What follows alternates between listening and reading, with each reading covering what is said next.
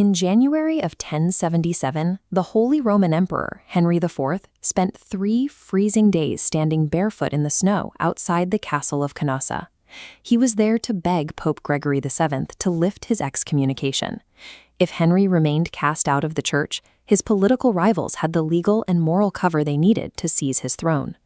During this era, the papacy wielded a weapon sharper than any standing army.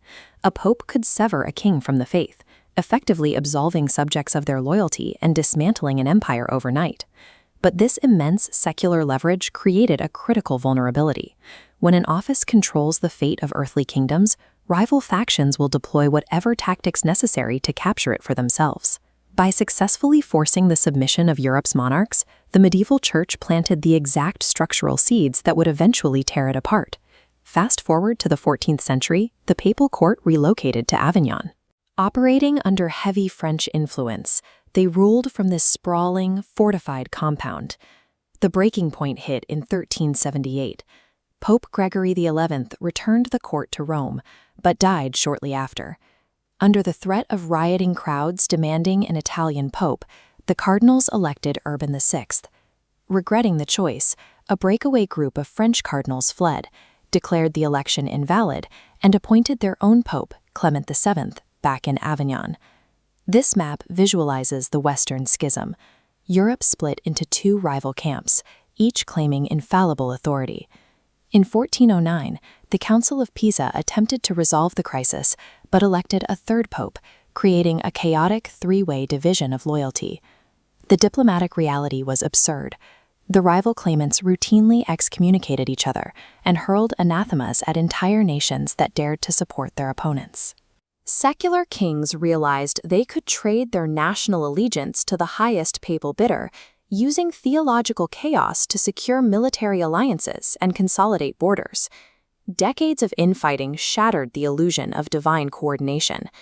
The public watched a deeply compromised bureaucracy openly bartering for earthly influence.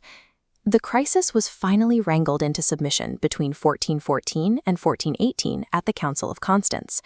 The council forced the resignations of the rival claimants and elected a single pontiff in Rome.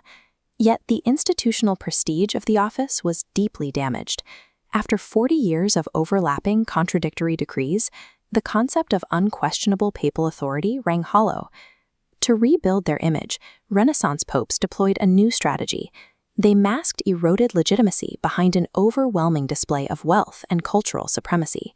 Look at the sheer scale of this display. To project an aura of divine right, Leo commissioned masters like Raphael to cover the walls of the Apostolic Palace with monumental frescoes of historical papal victories, layering the ceilings in intricate gold. Funding this massive artistic propaganda required staggering amounts of capital. To pay the bills, the church aggressively scaled up the sale of indulgences, selling the public certificates that promised to remit punishment for their sins in the afterlife. The Renaissance papacy achieved its absolute artistic and cultural zenith at the exact moment its underlying moral theology was rotting from the inside out. Meanwhile, an intellectual backlash was gaining momentum. Christian humanists began rigorously studying the original Greek and Latin biblical texts. These scholars translated the raw tenets of the faith, exposing a stark contrast between early Christian teachings and the visible greed of the 16th century clergy. The fresh memory of the schism's bureaucratic circus, combined with the ongoing financial extortion of the indulgence system, gave local leaders the perfect moral cover to reject Rome's authority entirely. This chart tracks the inevitable breaking point. The unified line of European Catholicism violently splintered, sparking the English and Protestant Reformations across the continent.